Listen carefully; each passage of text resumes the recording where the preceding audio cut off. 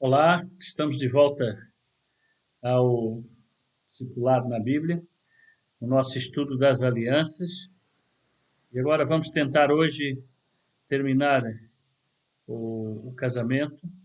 Nós estamos a falar das ordenanças da criação e já falamos do sábado.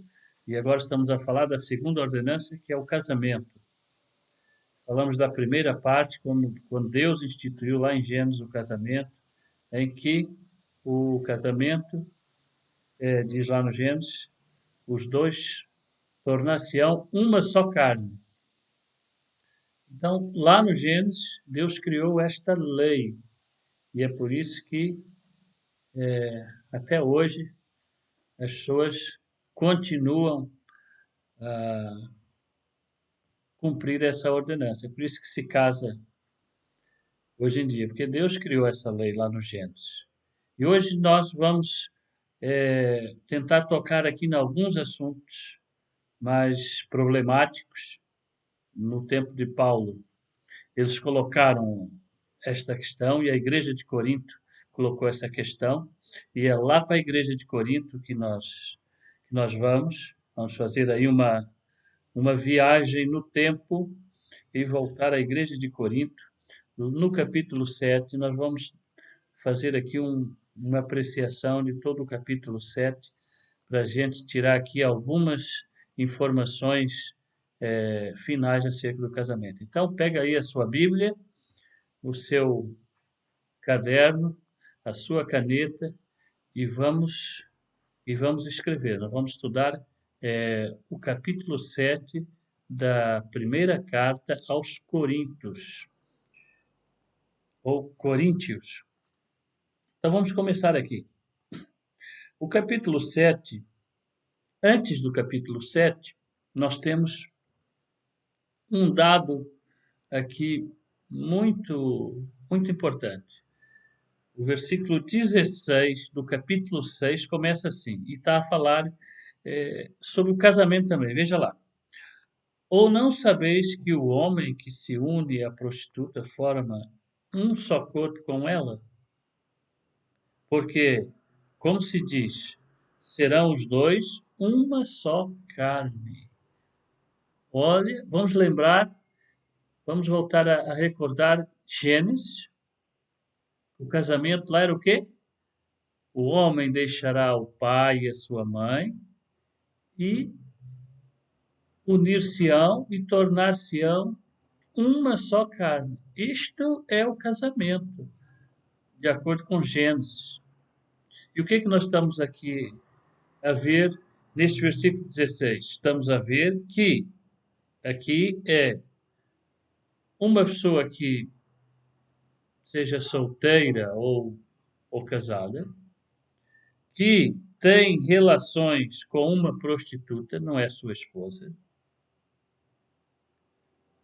O texto está a dizer que nesta situação os dois tornam-se uma só carne. Que conclusão nós tiramos daqui? Aqui nós tiramos uma conclusão muito importante. O casamento é esta união física. É aqui que acontece o casamento. É aqui. Todas as vezes que uma pessoa se une fisicamente com uma outra pessoa, está a acontecer um casamento. Os dois estão tornando uma só carne. Isto é muito sério. Por isso que Deus reserva o ato físico, o ato sexual, apenas para o contexto do casamento. Se isto acontece fora, vamos ver o que a Bíblia chama. Mas aquele que se une ao Senhor, versículo 17, é um espírito com ele. E veja o 18. Fugir da impureza. Impureza aqui é o relacionamento sexual fora do casamento. Qualquer ato, seja, aqui no caso ele citou aqui uma prostituta, mas seja entre namorados, é impureza. na Bíblia. Qualquer outro pecado que uma pessoa comete é fora do corpo, mas aquele que pratica a imoralidade peca contra o próprio corpo. Aquele que se relaciona sexualmente fora do casamento, a Bíblia está dizendo aqui que é imoralidade, é impureza. E o capítulo 7 vai no segmento disto. E o capítulo 7 começa assim: Quanto ao que me escreve, é bom que o homem não toque em mulher. Está a falar de relação sexual. Mas, por causa da impureza, né, cada um tem a sua própria esposa e cada uma o seu próprio marido. Não é? Por causa da impureza, o homem deve, ou a mulher deve, casar-se. Não é? O marido conceda à esposa o que é devido. Versículo 3, está a falar aqui tudo de relacionamento físico. Agora está a falar dentro do casamento. O marido conceda à esposa o que lhe é devido e também, semelhantemente, a esposa ao seu marido. Aqui está a falar que o marido, a esposa, deve estar disponível para o marido, para o relacionamento físico, assim como o marido. Versículo 4. A mulher não tem poder sobre o seu próprio corpo. Veja bem que coisa interessante. E sim o marido. Ou seja, o marido é que tem poder sobre o corpo da mulher. Mas, lá está, não é o marido que manda na mulher. Veja o que diz agora. E também, semelhantemente, o marido não tem poder sobre o seu próprio corpo, e sim a mulher. Ou seja, é aquele conceito que a gente viu lá em Gênesis, quando Deus criou o casamento, né? Falhei uma adjuntora, uma auxiliadora, uma ajudadora.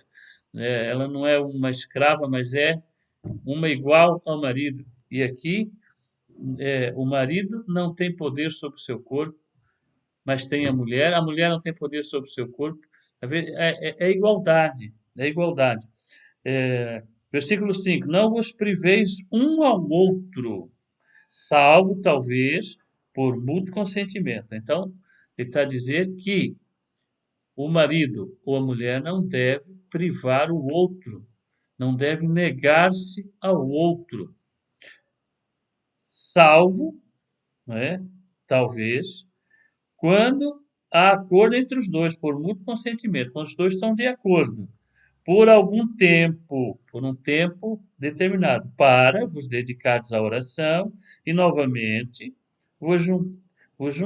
ajuntardes, para que Satanás não vos tente por causa da incontinência. Então, quer dizer que um não deve negar seu outro, a não ser que haja um mútuo acordo. Olha, eu vou começar a buscar a Deus neste período e durante esta semana, durante estes 15 dias, eu quero estar completamente concentrado numa consagração. E o marido ou a esposa dizem, estão de acordo.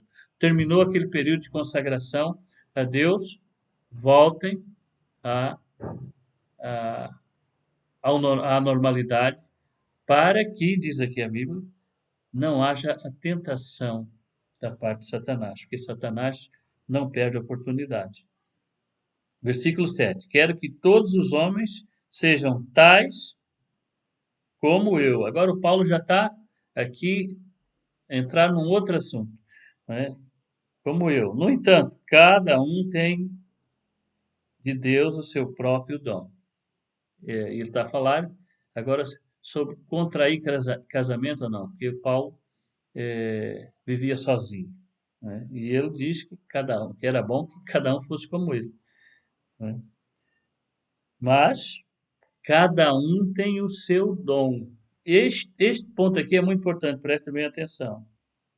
Cada um tem de Deus o seu próprio dom. Está a falar acerca de casar ou não casar, não está a falar de outro dom. Um, na verdade, de um modo, outro de outro. Não é? Isto quer dizer que há alguns que até nem têm dom para casar e eles estão bem, ou elas, sozinhos. mas existe uma pressão social, e principalmente no meio cristão, para a pessoa casar-se. E isto não é bom, não é? Isto não é bom, isto não é saudável. A pessoa se sente bem solteira, então que ela fique solteira. A Bíblia dá essa possibilidade. As pessoas não são obrigadas todas a constituir uma família. Agora, ficar solteiro, obviamente, não poderá ter relacionamento sexual, porque senão incorre em imoralidade e impureza. Vamos ver agora o versículo 8. O Paulo vai falar agora, continuar a falar sobre os solteiros. E aos solteiros e viúvos, digo que lhes seria bom se permanecessem no estado que também eu vivo. Então, Paulo dá seu conselho. Acha que era melhor assim. Caso, porém, não se dominem, que se casem, porque é melhor casar do que viver abrasado. Então, se você não vai conseguir manter a pureza estando solteiro, então a Bíblia aconselha o casamento, para que você tenha a sua própria e única esposa, o próprio e único esposo. Né? Agora ele vai falar no versículo 10 aos casados, aqueles que já são casados. Ora, aos casados ordeno, não eu, mas o Senhor. Isto é uma ordem do Senhor. Isto é um dado importante. Que a mulher não se separe do marido. Aqui estamos a entrar no tema do divórcio.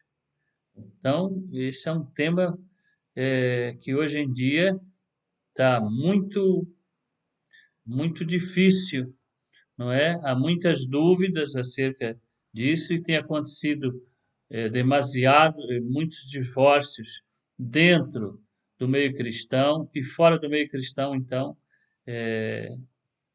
nem se fala. Então ele diz aqui a Bíblia diz aqui algo muito importante, que a mulher não se separe do marido.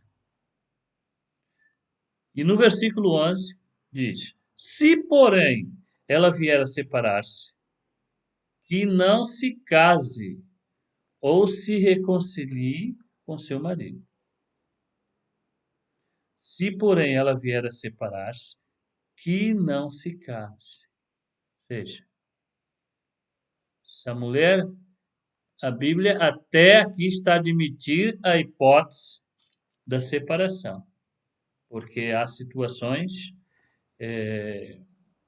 que às vezes são insustentáveis, e então neste caso a Bíblia até admite a separação. Só o que a Bíblia não admite é você separar-se e casar novamente com outra pessoa, porque diz assim, né, que não se case. E a outra hipótese é ou que se reconcilie com seu marido. Ou você reconcilia-se com o marido, ou no caso pode ser o homem, não é? Não é só para a mulher. Ou então, se divorciou, fique sozinha ou reconcilie-se com seu marido. Porque se casar com uma outra pessoa, isto já não está de acordo com a palavra de Deus. Repare, e continua o versículo 11, no final. E que o marido não se aparte de sua mulher. Não é? A ordem aqui é para os dois. Vale para um como para outro. É o mesmo caso. Se ele se separar, ele não pode voltar a casar com outra pessoa. Ou então, fique sozinho ou reconcilie-se com a sua esposa. Isto é difícil ouvir isto e muitas pessoas no meio cristão eu sei que não vão concordar, não concordam com isso. No entanto, é o que a Bíblia diz. É o que a Bíblia diz. Ao mais digo, eu, Não, Senhor. Se algum irmão tem mulher incrédula, e esta consente em morar com ele, não a abandone. E a mulher que tem marido incrédulo, e este consente em viver com ela, não deixe o marido. Porque o marido incrédulo é santificado no convívio da esposa, e a esposa incrédula é santificada no convívio do marido. Crente, de outra sorte, os vossos filhos seriam impuros, porém agora são santos. Mas se o descrente quiser apartar-se, que se aparte. Em tais casos, não fique sujeito à servidão, nem o irmão, nem a irmã. Deus vos tem chamado à paz. Aqui está falado um caso muito específico, na minha interpretação aqui deste trecho. Está falado não da pessoa, de um cristão, chegar ali e casar com um não cristão, porque isso não está de acordo com a Bíblia. Não é? Depois vamos ler um texto sobre isto. Mas está a falar de um casamento que já existia e um deles, depois do casamento, tornou-se cristão. E quando se tornou cristão, o outro poderá ter ficado agradado. E simplesmente pelo facto de o marido ou a esposa ter se tornado cristão, ele já não querer viver com a pessoa. Mas o que Paulo está a dizer é que o cristão não deve abandonar o não cristão. Dizer assim, agora então a minha situação é uma situação em que eu estou num casamento de um jugo desigual, não é? Estou com um incrédulo. Mas repare, isto aconteceu já depois do casamento, não é? Esta situação. Então Paulo diz: você cristão não tem que largar a pessoa, a menos que a outra pessoa não queira viver com o cristão, e aí ele não poderá fazer absolutamente nada. Não é? Isto aqui é uma situação diferente. Nós vamos dar aqui um saltinho aqui para 2 Coríntios, capítulo 6, e já vamos voltar aqui para o 7. Vamos andar aqui no segundo aos Coríntios, capítulo 6, versículo 14. Repare aqui. 2 Coríntios 6,14. Não vos ponhais em jugo desigual com os incrédulos, porquanto que sociedade pode haver entre a justiça e a iniquidade? Ou que comunhão da luz com as trevas? Que harmonia entre Cristo e o maligno? Ou que união do crente com o incrédulo? Não é?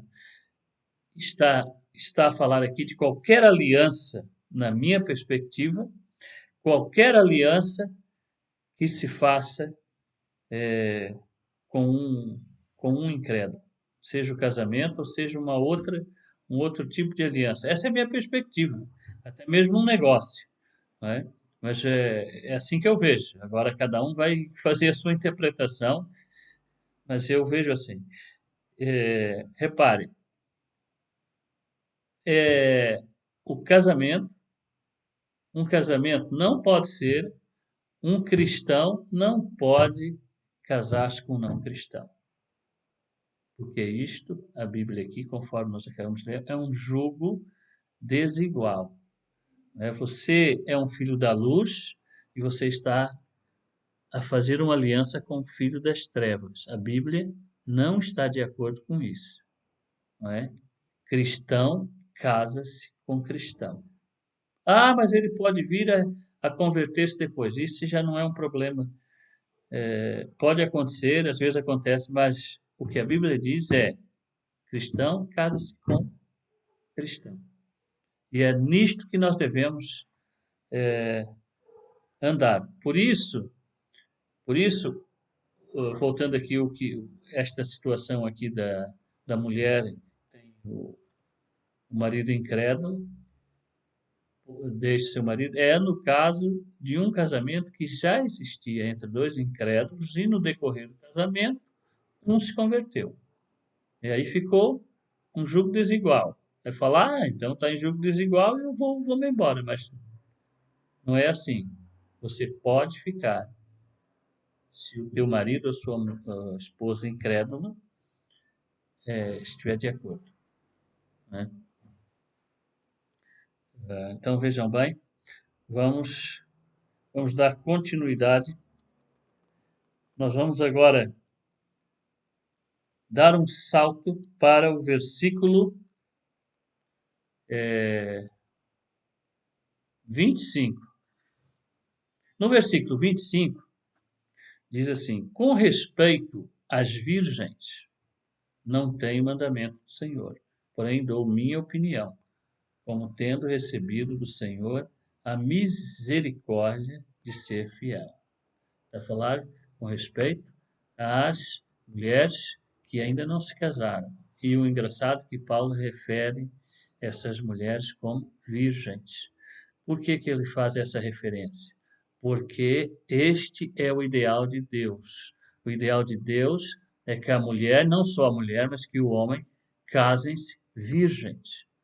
Porque o ideal de Deus é que o relacionamento físico aconteça somente no contexto do casamento, né? Agora, esse é o ideal de Deus. Agora, evidentemente, às vezes, há cristãos que, infelizmente, quebram esta regra.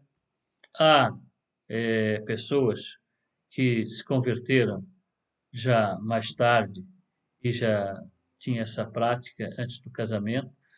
Isso já é uma situação diferente. Mas o ideal de Deus, se você é cristão, é você guardar-se até o casamento. É assim que deve ser feito. Versículo 26. Considero por causa da angustiosa situação presente ser bom para o homem permanecer assim como está, ou seja, solteiro. Estás casado? Não procure separar-se. Separar-te. Estás livre de mulher? Não procures casamento. Né? Então, Paulo, por quê, né? Paulo dá esses conselhos, né? Não ande ansioso para se casar, porque o casamento tem também as suas dificuldades. Versículo 26. Mas se te casares, com isto não pecas. E também, se a virgem se casar, por isso não peca. Ainda assim, tais pessoas sofrerão angústia na carne. E eu quisera poupar-vos, não é? Paulo está aqui querer poupar-nos das dificuldades que há no casamento. Mas também não é por causa dessas dificuldades vamos deixar de nos casar. Se cada um, cada um de acordo com o seu dom, né? Se você se sentir bem solteiro, fique solteiro. Se não, case-se.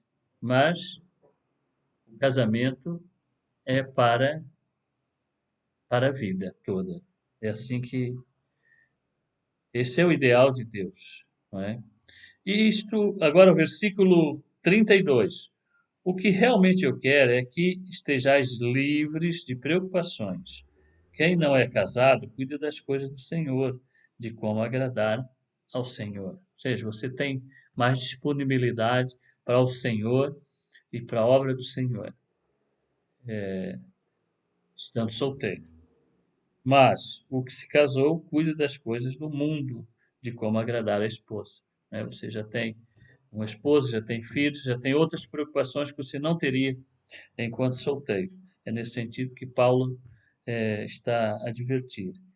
E assim está dividido também a mulher, tanto a viúva como a virgem, cuida das coisas do Senhor para ser santa, assim no corpo como no espírito. A que se casou, porém, se preocupa com as coisas do mundo, de como agradar ao marido. Agora vamos aqui o versículo 36. Entretanto, se alguém julga que trata sem decoro a sua filha, estando já a passar a flor da idade, e as circunstâncias o exigem, faça o que quiser, não peque, que se case. Ou seja, você está a dizer que se a filha já está, como dizem, costuma-se dizer no contexto brasileiro. Já está a ficar para tia, não é? Se já está a ficar para tia, então, se casarem, não há, não há qualquer problema. 37. Todavia, o que está firme em seu coração, não tem necessidade, mas domínio sobre o seu próprio arbítrio, e isto bem firmado no seu ânimo, para conservar virgem a sua filha, bem fará. Então, ele está a dizer aqui, mas aquele que está bem, não é? Solteiro, e que tem domínio próprio, não comete impurezas nem imoralidade, falando do relacionamento físico, fique, fique solteiro e não há qualquer problema. Ninguém deveria fazer pressão por causa disso. E esse comentário, tá? Ficar apatia, esse comentário já é um comentário infeliz, não é? Que não está de acordo com o que a Bíblia diz, que a Bíblia dá essa liberdade para a pessoa estar solteira. A pessoa, a pessoa pode estar solteira, a pessoa pode escolher estar solteira, nunca ter filhos e viver a vida solteira. Não existe qualquer problema nisso. Paulo até aqui está a empurrar mais as suas para esta situação, não é? Até dizer, olha, você vai ter menos tribulação na carne se ficar sozinho. E agora vamos tocar aqui numa questão crucial. Uma pessoa que é casada, não é? Até quando existe ligação entre os dois? Porque isso depois vai tocar na questão do divórcio, né? Até onde a ligação existe entre os dois. Até quando estão ligados, porque quando nós nos casamos, a Bíblia diz, tornamos uma só carne. É feita uma aliança, não é? Uma aliança. E essa aliança, quando é que ela quebra-se? Ela termina? Não termina? Vamos ver agora aqui o versículo 39. A mulher está ligada enquanto vive o marido. Contudo, se falecer o marido, fica livre para casar com quem quiser. Então, repare. A mulher, ele está falando da mulher, mas aqui é a mesma coisa para o marido. Tanto a mulher como o marido, eles estão ligados enquanto os dois viverem. Você pode falar assim, então, peraí. Então, se eu me separar do meu marido, se eu me separar da minha esposa e vou a minha vida, você pode ir para outro país, para outro continente, mas espiritualmente a sua aliança continua. Está feita. Está válida. Não é? Está válida, tanto para um como para outro. Isto é muito, mas muito sério. Mas depois ele diz assim, se morrer o marido ou se morrer a mulher, ficar viúvo, então aí a aliança acabou. Aí a pessoa está livre para um outro casamento. Mas não é um casamento de qualquer maneira. Vamos ver o final do versículo. O que diz aqui? Mas somente no Senhor. Ele diz assim, fica livre para casar com quem quiser, mas somente no Senhor. Não é? Ou seja, com um cristão ou com uma cristã. Voltamos à questão do casamento entre cristãos. E isto hoje em dia no meio cristão está a se perder. As pessoas estão a desvalorizar isto. Os crentes estão a desvalorizar isto. No meu tempo, na minha adolescência, na minha juventude, isto era levado muito mais a sério. Isto era levado muito a sério. Eu me lembro, no tempo que eu, na minha igreja, na mocidade, nós levávamos aquilo muito a sério. O casamento era entre crentes, nós não aceitávamos, não queríamos nada nem namoro, e o namoro também. O namoro, nem namoro nós queríamos com uma pessoa que não fosse cristã, né? E eu sou defensor de que no namoro já isso deve acontecer. No namoro entre cristão e não cristão. E você diz assim: ah, mas ele vão namorar e ele pode se converter ou ela pode se converter. Agora a minha questão é: e se não se converter? Você vai ter a capacidade, amando aquela pessoa, depois de um período de relacionamento, de deixar aquela pessoa e não se casar com ela? Já é muito. Para mim, namoro e casamento é com cristão. Agora, há aqui uma outra situação na quebra da aliança que nós vamos agora dar um saltinho, vamos para Mateus, capítulo 5. E já estaremos partindo para a conclusão do nosso estudo sobre o casamento. Mateus capítulo 5 tem um versículo muito interessante, muito curioso, que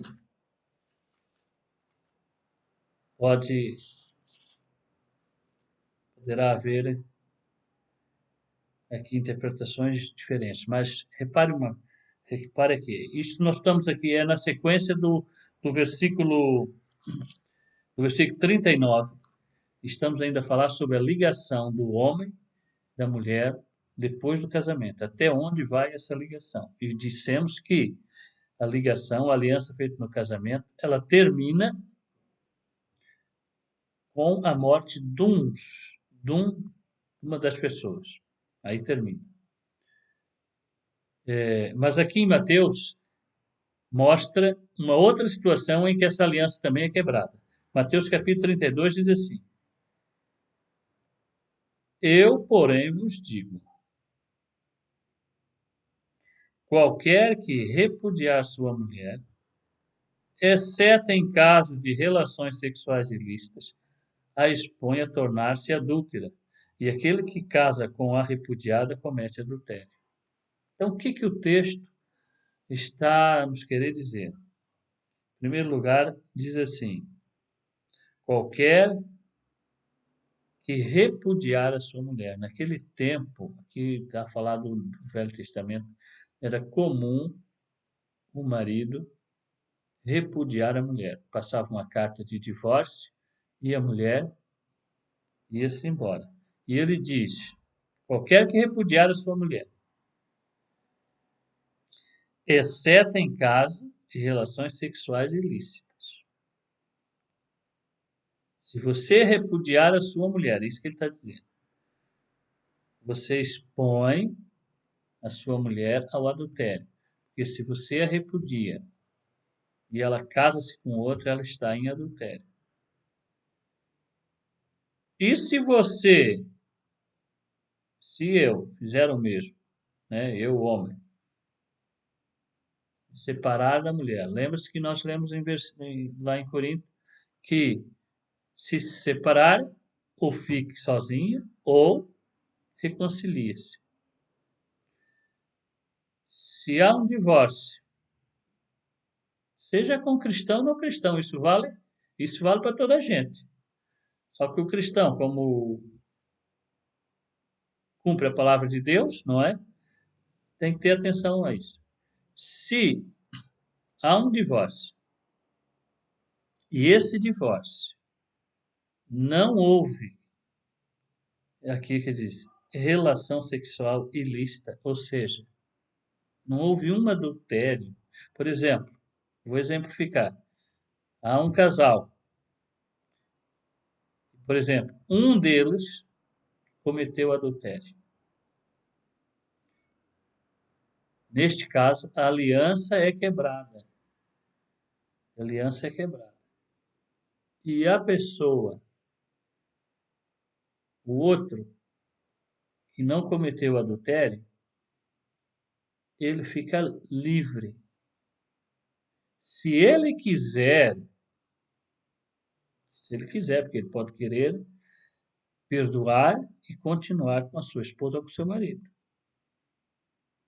Isto não existe problema nenhum. O perdão é a essência do cristianismo. Mas nesse caso, existe a quebra de uma aliança para aquele que não cometeu o erro. Não é? Agora, imagina, existe um divórcio, não houve adultério, divorciaram-se porque já discutiam muito, falaram, é melhor ir cada um para o seu lado. Qualquer um dos dois, se voltar a casar com outra pessoa, está cometendo adultério, porque a aliança vai permanecer enquanto eles estiverem vivos, de acordo com a gente tem em Corinto. É assim, o casamento é uma coisa muito séria, não é uma brincadeira. Infelizmente, hoje, no meio cristão, está se tornar uma banalidade o divórcio. O crente separa-se aqui, casa-se ali com outro, e, e tem sido algo muito, muito estranho à palavra de Deus. Né? E a outra questão, voltando à questão inicial, para a gente terminar, é o casamento. O casamento, criado por Deus em Gênesis, não é, não é quando você assina o papel lá na conservatória, quando você assina lá o papel no registro. O casamento é quando o homem e a mulher estão unidos, unem-se e tornam-se uma só carne no ato físico. Isto é o casamento. Hoje em dia, no mundo que nós vivemos hoje, nós estamos habituados ao papel passado, não é? Então a pessoa chega lá, faz o divórcio, assina o papel, fala: eu estou divorciado, eu estou livre. Não está livre no papel, mas espiritualmente, se não aconteceu aquelas situações que nós falamos aqui de quebra de aliança, a pessoa não está livre coisa nenhuma. Né? E eu vou mostrar aqui para você que no mundo antigo era bem diferente. Nós vamos terminar com o texto de Gênesis, capítulo 24. Em Gênesis capítulo 24 acontece um episódio muito interessante relativamente a essa questão. O que está acontecendo aqui em Gênesis 24 é a situação quando Rebeca vem para ser a esposa de Isaac. O Isaac nem conhecia naquele tempo, era tudo diferente agora. Abraão mandou o servo buscar a esposa de Isaac lá no seio da sua família, lá está, porque Abraão não queria que Isaac tivesse a esposa, contraísse um casamento com uma mulher cananeia, porque eram todas idólatras, não tinha aqueles ideais. E mandou buscar uma da sua família. Ele foi e trouxe. E quando Isaac encontrou-se com Rebeca, nós vamos ver como foi a cerimônia de casamento do Isaac. Vamos ver